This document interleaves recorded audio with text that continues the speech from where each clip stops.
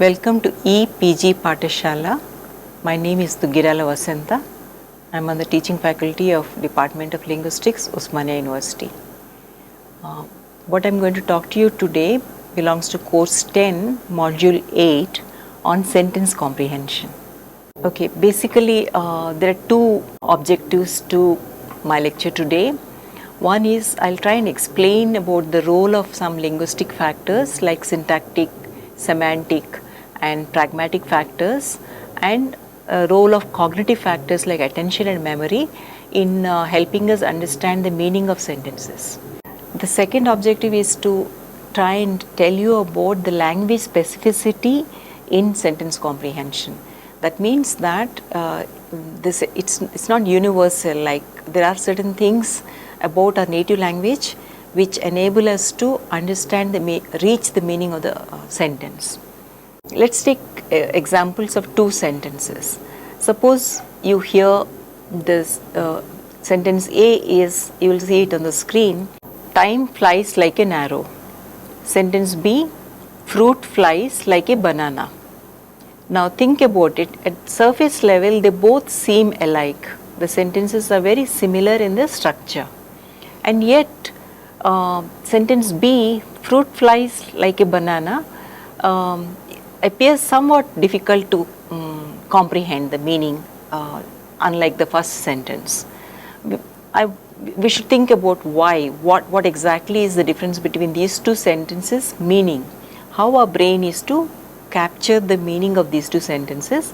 Why is it, even though surface level they sound similar, there is second sentence appears to be somewhat difficult. Going back to the history of psycholinguistics in terms of sentence comprehension research, due to the influence of transformational grammar which was prevalent in the 1960s and 70s, researchers came up with a theory called derivational theory of complexity, known as DTC. This theory explains the differences in grasping the meaning of sentences. For instance, let's take another pair of sentences. The cat chased the rat. You all know it's an active sentence. The rat was chased by the cat is a passive sentence. You learned that when you first learning English. Now, according to DTC, passive sentences are thought to be syntactically more complex than active sentences, and therefore we require a little bit more time to understand the meaning of the passive sentence. Let's spend a minute thinking about what DTC is saying about passive versus active sentence comprehension. Surface passive forms of a sentence is derived from underlying active form. Because passive is removed from the basic underlying logical form, it's far away, it takes longer to process and understand its meaning. So if that is true in psycholinguistic research, we should exhibit more pauses and or take longer time to understand the meaning of a sentence that is given to you in an experiment. Let's look at some more examples. Suppose you are asked to think about the sentence, he caught her. This is a straightforward sentence, no transformation present. Second sentence is, he didn't catch her. It's a little more complex because there is a negative transformation takes place. The third sentence, she was caught by him. Again, it's passive and therefore a little more difficult than the first sentence. Fourth sentence is, she wasn't caught by him. Here there are two transformations, both negative and passive. So according to derivational theory of complexity, among these four sentences, which one is most complex and we take longer to understand? It's the fourth sentence because there are two transformations, whereas the other three sentences don't have as many transformations. So this is the explanation given at that time. It is a syntax centric explanation. At that time they thought syntax can explain the difficulty we experience in understanding the meanings of sentences.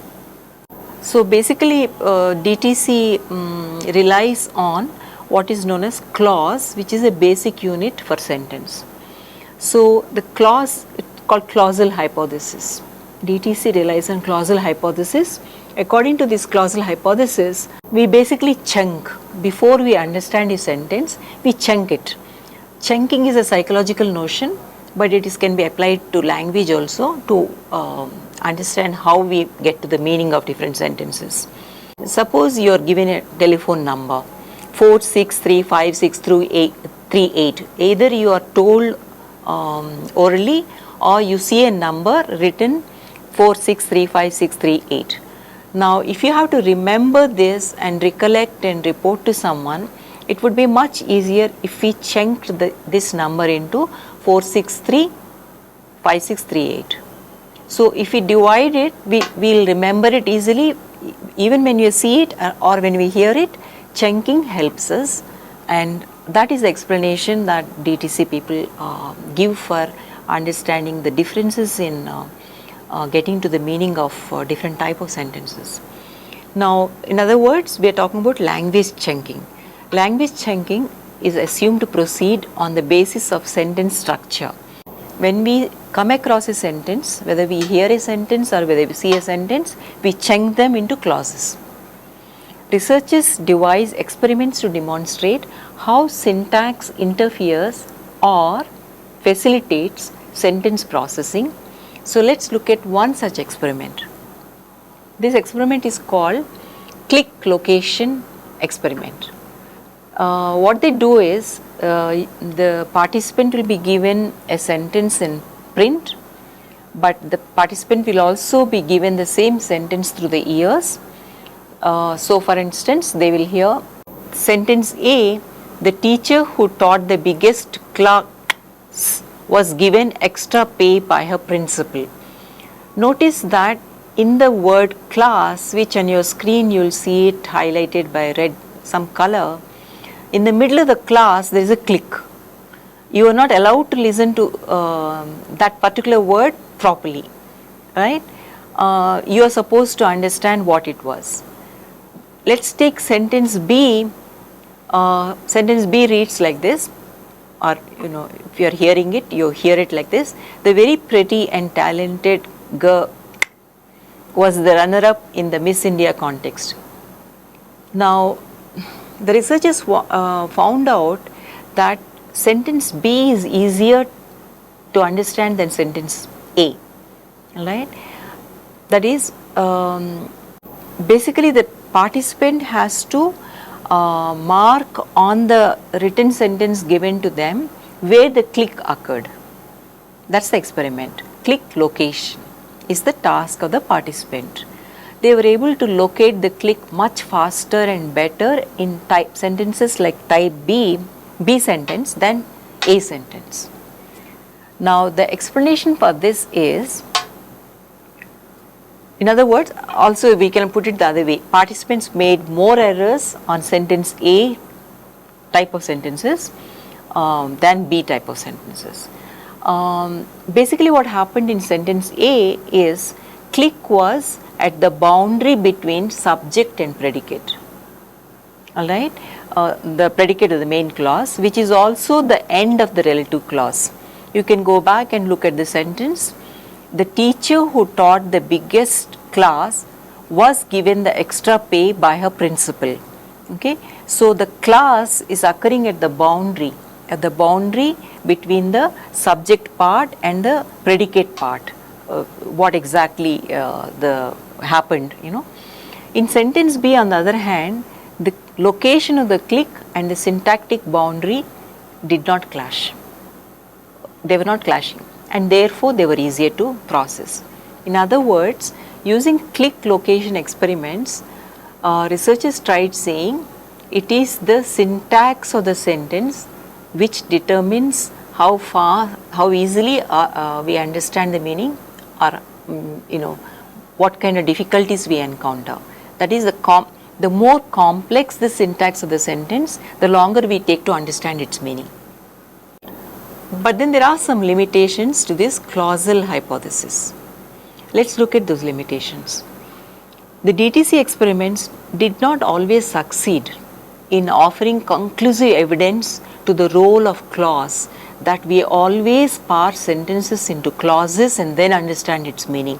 It is not supported. There is some controversy about these experiments, the results of these experiments, because we don't consciously think of transformations present in different sentences. Transformation is an abstract idea in linguistics. Ordinary people don't think sentences in terms of whether it has two transformations or one transformation, what is a clause. So we also don't keep in memory that basic underlying surface form. There is no proof that what we store in our mind is the basic form. All right, and also DTC is ignoring the fact that active forms, which are supposed to be easy to understand, they may be easy not because they are an active form, which is a syntax based explanation, but because they are more common in language. More common is about frequency of occurrence. That is not being projected in the syntax centric explanations in the 60s and 70s when DTC experiments were happening. In spite of this whole research and sentence comprehension was dominated by it's a technical word, parsing, which is very much important in computational linguistics. So let's deal with the idea of parsing. What is parsing? Parsing is assigning elements of surface structure of a sentence to different linguistic categories, right? So those categories are usually phrase markers. If you are a student of linguistics, when you first they teach you about drawing a sentence syntactic tree structure for a sentence, they teach you about phrase markers. So when we hear a sentence or read a sentence, there is a parser in our mind which is supposed to make these cuts, phrases and clauses and things like that. That's what parsing is about. Now, in the 70s, psycholinguistic researchers said the parser works based on two major strategies. The first strategy is called late closure. This strategy says that wherever possible, when we are hearing a sentence, attach the new item to the current constituent. So for instance, let's take an example. On the screen you will see the sentence, Tom said that Bill had taken the garbage out yesterday. Now if you think about it, that yesterday, which is an adverb, did Tom say something yesterday or did he take out the garbage yesterday? Right? It's not clear. But according to late closure strategy, they say that you must attach yesterday to the last this thing. So taken the garbage out yesterday. Yesterday attaches to taken the garbage out, not to Tom, right? So that's the.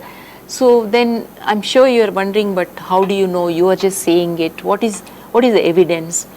Much of this evidence is obtained from much later in the 90s when eye trackers are available. They were able to say that when a person's eyes are monitored, the eyes go back to yesterday's, the eye attaches yesterday to the previous phrase and not to Tom. The eye movement can be monitored to prove that late closure strategy is correct. Okay, there was some little bit of proof like that, but there is a controversy about this strategy also. We'll come to that later. Okay, before we move to the next strategy, let's take one more example of late closure and how it works in sentence comprehension. So if the sentence is, the samosa with the sauce that was tasty didn't win the prize. In a sentence like this, that was tasty in the relative clause, does it go with the samosa or with the sauce? Answer is the sauce, because it occurs later than samosa. So that's the explanation given by late closure.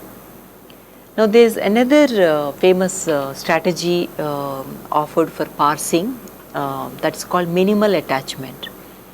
This strategy states that we attach new items into the phrase marker being constructed using fewest syntactic nodes consistent with our language. So suppose the sentence given to you is, a thief shot the cop in the park. According to this strategy, the prepositional phrase in the park goes with the verb phrase shot the cop, such that the syntactic tree has only 2 nodes and not more nodes. For this you have to look at the tree diagram on the screen. So here the prepositional phrase PP is going with the verb phrase, so there are only 2 nodes. So this is the minimal attachment, example of minimal attachment, whereas if you make a tree like this is also possible, but it has more nodes.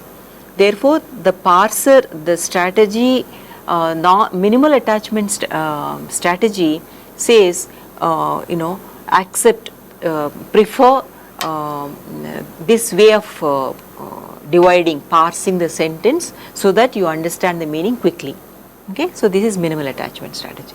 Basically, what are these strategies trying to say? Minimal attachment or late closure. They're talking about the underlying idea is, are we engaged in parallel processing or serial processing? Parallel processing means constructing multiple interpretations and waiting for evidence about which is right. Serial processing is constructing only one interpretation first and then another one only if the first one turns out to be wrong. Okay, so we will have to look at some more examples in order to go further to understand this. In other words, the parsing strategies support the so-called serial modular processing, which is in recent years it has been contested. What I mean by serial modular is that syntax first, that when we hear a sentence, we look at the structure, engage in parsing it into phrases and clauses, and only then reach the semantics. So syntax module followed by semantic module. That is what the parsing literature is trying to say. There has been a lot of criticism about the syntax first models, and yet throughout up until into the decade of 80s, a whole lot of parsing research took place to understand ambiguity in sentences, sentence interpretation, right? Very often we hear sentences with ambiguity, especially they are called, some of them are temporary ambiguity, and they are called garden path sentences. Garden path sentence is a metaphor, they use it to say that suppose we are wandering around a garden with a big maze and we get lost, so we trace back. So they're using this to say when we hear a sentence with temporary ambiguity, our parser proceeds to analyze it. Suddenly we get lost, the sentence is not making any sense, then we come back. So let's look at some of these garden path sentences. That garden path sentences basically are saying comprehension is an incremental process. This is one of the most famous sentences in psycholinguistics literature dealing with sentence comprehension. A whole lot of papers have been written about this sentence. The sentence is, the horse raced past the barn, fell. I repeat it again. The horse raced past the barn, fell. In this sentence, raced can be understood as past tense of race, right? That is one interpretation. So if we think that horse raced in the past tense sense, then what fell? We come to the fell and say, what? The horse raced past the barn, fell. What fell? Barn fell, horse fell. We get very confused. So it is a garden path sentence which is confusing us. Then the other explanation is, if raced is treated as participial, that is, it's a racing horse, then someone is racing and the horse fell. So basically if raised has the past tense interpretation, we understand the sentence as though it was horse by itself which raced past the barn. How then will fit, we won't be able to fit the fell into the sentence. So we experience what is known as garden path effect. So, but if we treat raced past the barn as a relative clause with raced as a participle, then what happens? Basically we understand the sentence as the horse which was raced past the barn fell. In the original sentence, which was not there. That's why that is called reduced relative clause. In English it's allowed, you don't have to say which was. You can say the horse raced past the barn fell. Alright? There was not much discussion about, not at the point of ambiguity, but what about the verb itself? If the verb wasn't raised, but if it was driven, the ambiguity would not have been there. So there are many reasons for our difficulty in reaching the meaning of a sentence. It need not be only syntax. But then the researchers kept saying structural ambiguity arises if there is more than one preceding noun that could be modified by the relative clause. See, much work in psycholinguistics on sentence comprehension engaged with sentences which have relative clauses. Now in relative clause sentence, let's look at one more sentence.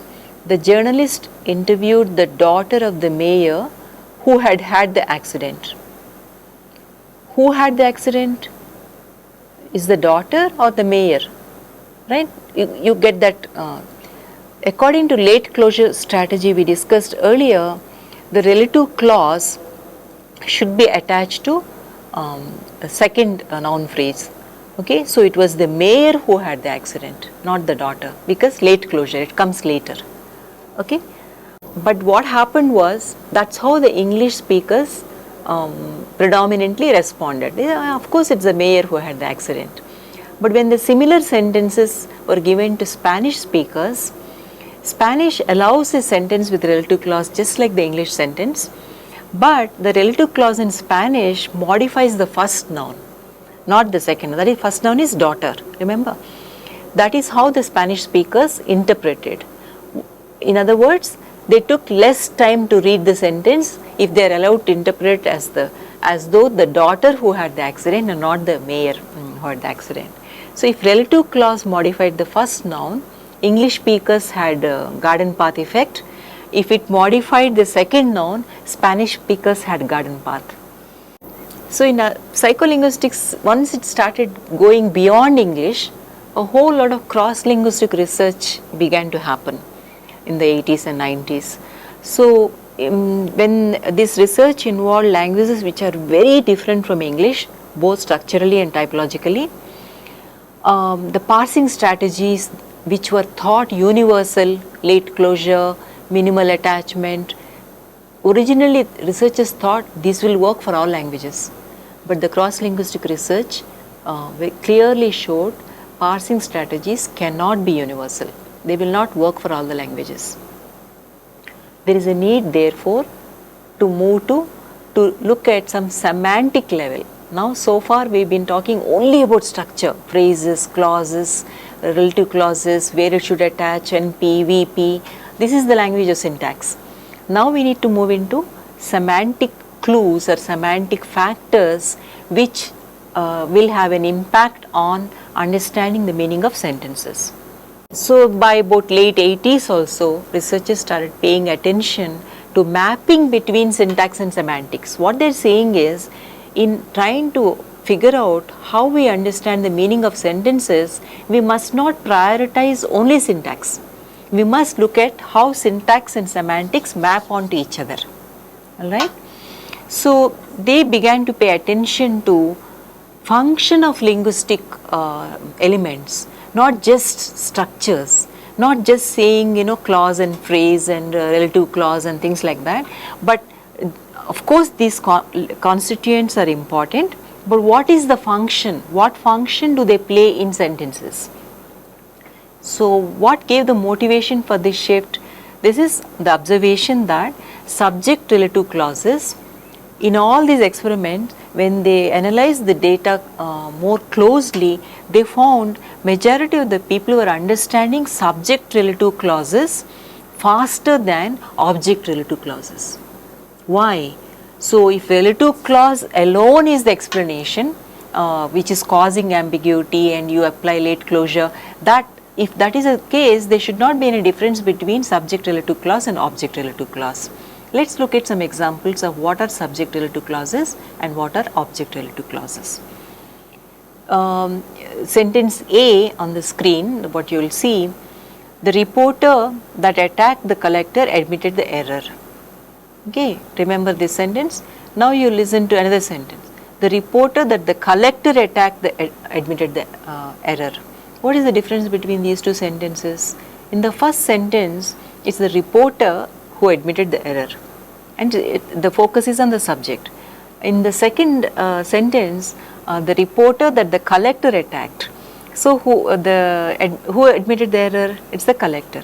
So the majority of the people found the subject relative clauses easier to understand, faster to read than the object relative clauses.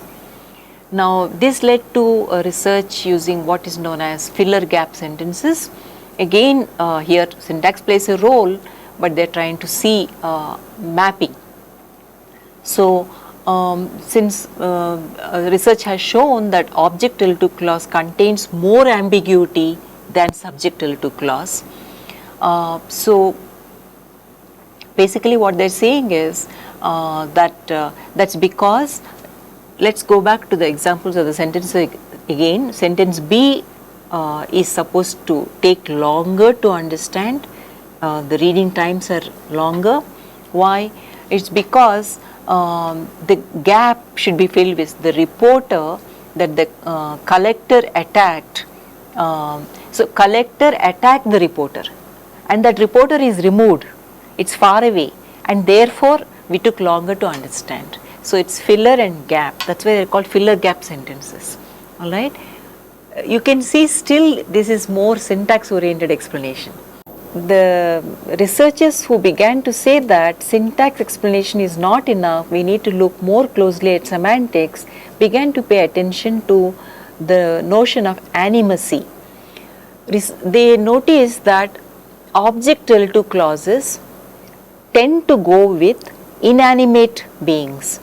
Alright, so when an animate being appears in the object position, our mind gets confused. So whether the person who is doing the action, the sentence is explaining an action, right? The person who is doing the action normally tends to be animate. If it is inanimate, then that is confusing us a little bit. So the mapping of form and the meaning, this question of who will do what, whether a stone can do some action or whether only human beings can do some action, is our knowledge. It's a meaning based, world based knowledge. That knowledge is interacting with the syntactic structure of the sentence. So there is a mapping between syntax and semantics in trying to get to the meaning. Alright, so mapping of form and meaning, which leads speakers to favor a form that reduces difficulty in understanding the meanings. In other words, even in complex sentences with relative clauses, the relative pronouns, the type of relative pronoun can create difficulty. Let's look at relative pronouns, how they occur. If a verb comes directly after the relative pronoun in a sentence, then the relative pronoun is a subject pronoun. So subject pronouns are necessary. So for instance, if you say the boy who is the relative pronoun? There is a verb following it. The boy who is wearing glasses. So you can't skip the is. I mean, you have the boy who is wearing glasses is in that form, you have to maintain that form like that. So on the other hand, if there is no verb immediately after the relative pronoun, instead there is a noun or a pronoun, then the relative pronoun is an object pronoun. The object pronoun can be left off. So if you say the boy who I met at the summer camp, actually you can leave out that. You can just say the boy I met at the summer camp. It's optional. This pronoun, object relative pronoun, is optional as opposed to subject relative pronoun. So this is the linguistic knowledge that is guiding our comprehension. So what is the question of where is animacy here? Animate beings are conceptually more salient, and in our understanding we feel animacy is very important characteristic. This leads to their being preferred in the object position in general, particularly in relative clauses. So thematic template mapping is language specific. In other words, verbs and their arguments map onto each other, and this mapping varies from language to language. How verbs map onto their arguments is language specific. Now, besides animacy, animacy is one example of semantic factor which influences language comprehension. Besides this, psycholinguists have also argued that memory also plays a role in understanding the meaning of sentences. So there's a lot of explanation given to you in the e-text of this module on memory and sentence processing. A model of memory was given to you with a diagram.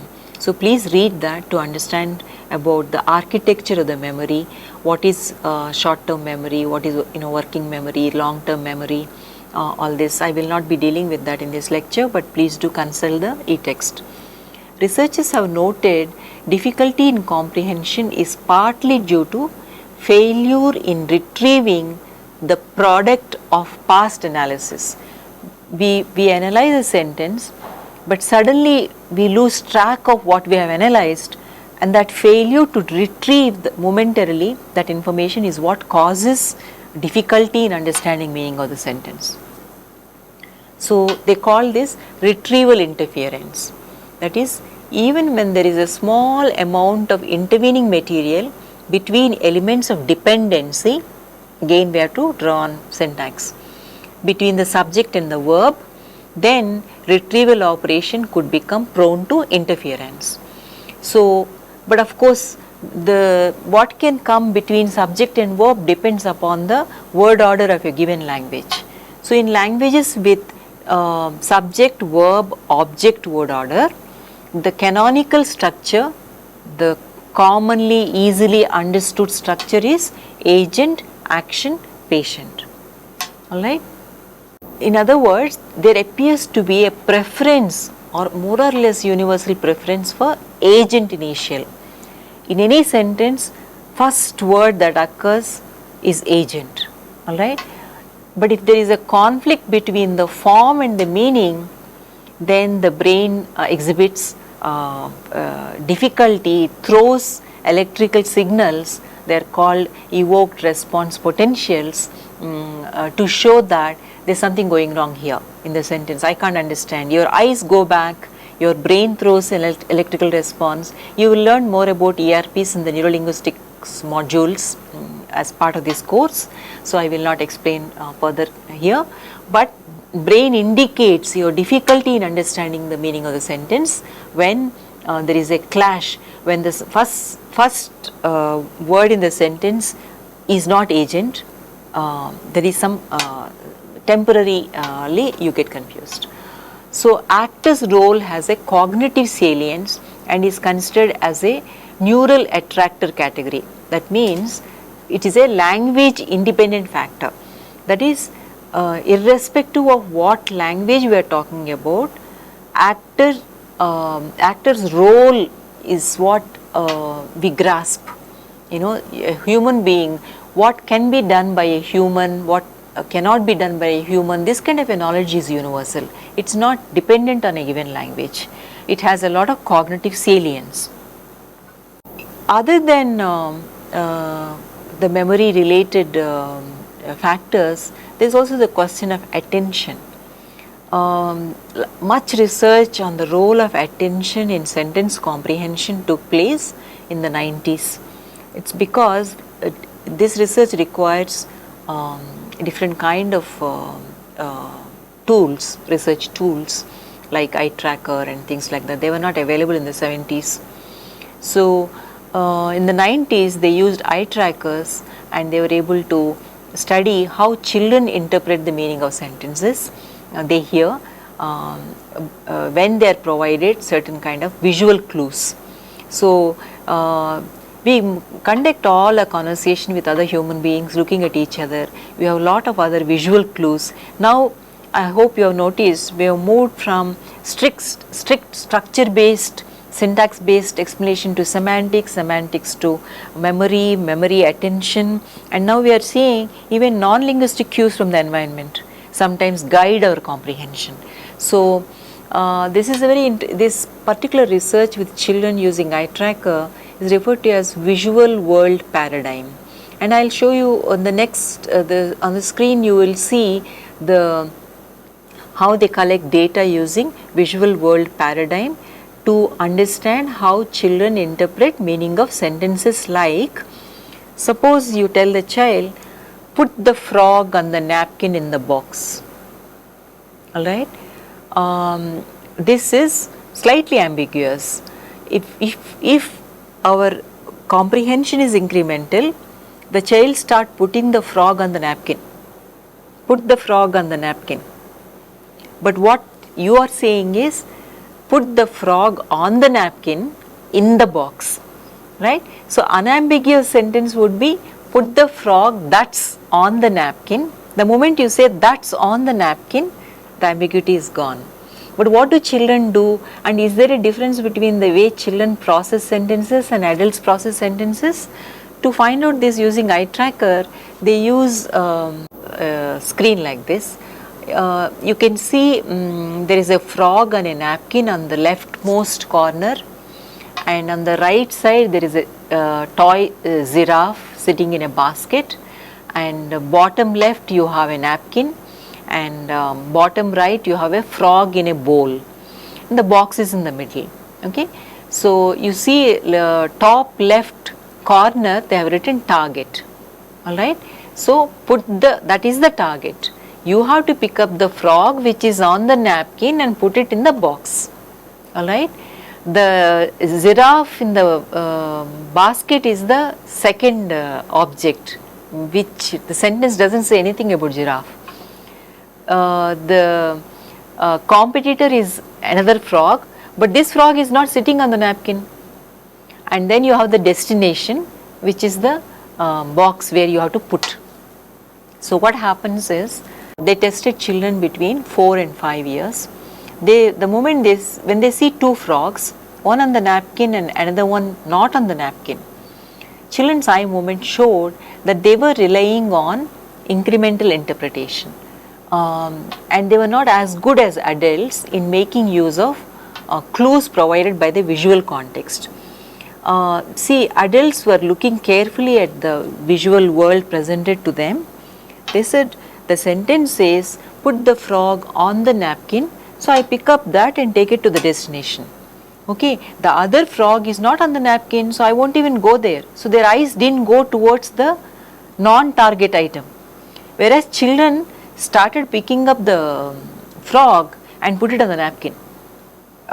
They pick it up and put it on the napkin instead of going to the destination.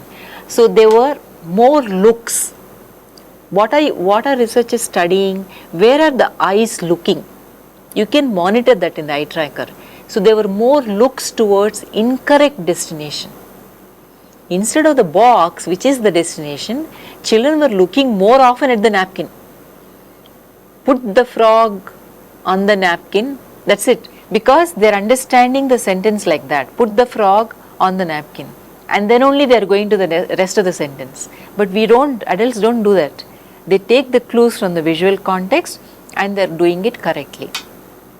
In other words, children were choosing syntactically less complex structure, processing it and then getting confused. So does it mean then, we talked about parsing. So are we saying then that child parser is different from adult parser, right? But what we can understand about parsing from, by the way, this way of collecting data using eye tracker is called online processing. It's not about offline, in the sense the child is looking at the thing and you are able to monitor the eye movements as the child is processing. It's immediate. It gives a lot of, this could not be done in the 70s. It's only because of this computerization and eye tracker which is connected to the computer and everything, they're able to collect this data. So online comprehension of sentences by children, what we have learnt is that the cognitive linguistic system develops gradually. That 3 to 4-year-old children cannot understand sentences as well as adults. There is a development in sentence comprehension. Second is a parsing system with developmental changes reflecting learning of additional syntactic, prosodic and discourse and referential cues, making use of syntactic cues, prosodic cues, discourse cues, referential cues. What do I mean by referential cues? Whether there is one referent or two referents. If suppose if there are two frogs, children can get confused. If there is one frog and one giraffe, they would not have made that mistake. If there are two frogs, then what are you referring to in the sentence? So these ambiguities, all this develops gradually. Okay, this research has shown that. Thirdly, maturation in non-linguistic cognition. Why is it non-linguistic? Because we are talking about vision. We are talking about what is present in the environment. So maturation in non-linguistic cognition, especially in relation to attention and executive functions of memory, develop gradually. Obviously, because there are a lot of differences in the way children are understanding meaning of sentences and adults are understanding meaning of sentences online.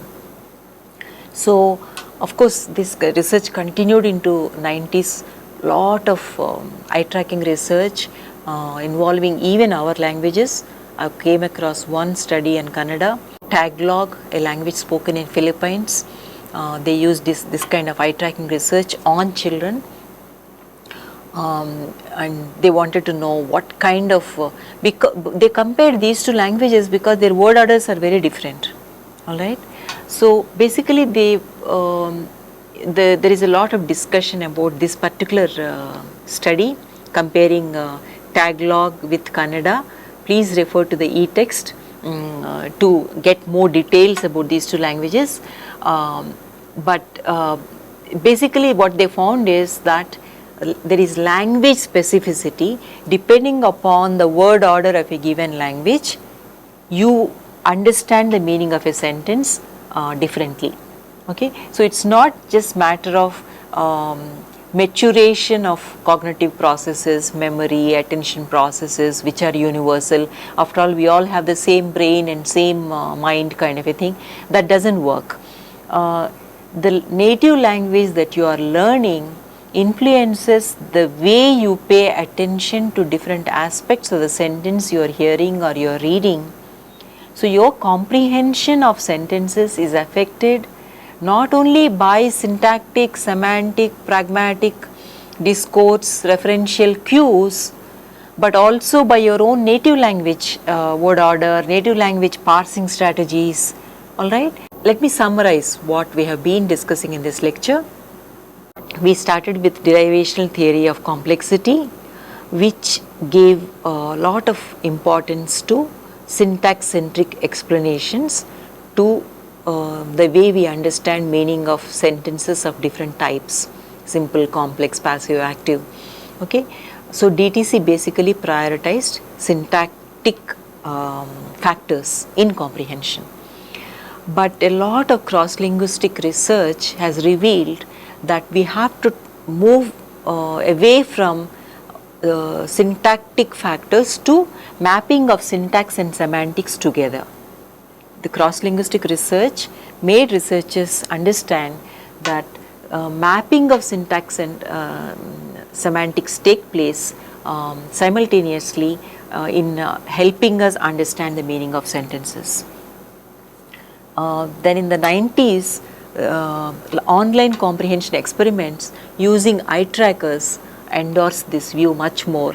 Not only that syntax and semantics should be mapped, that we also take cues from the environment. Vision plays a role. Visual clues from the environment also helps us understand the meaning of sentence. That all these processes interact with language specific factors. What kind of word order is your language? Do you, is it SVO or SOV, or several other parsing strategies are also language specific. So all this interact to make us understand the meaning of sentences. So this concludes my lecture, and thank you very much.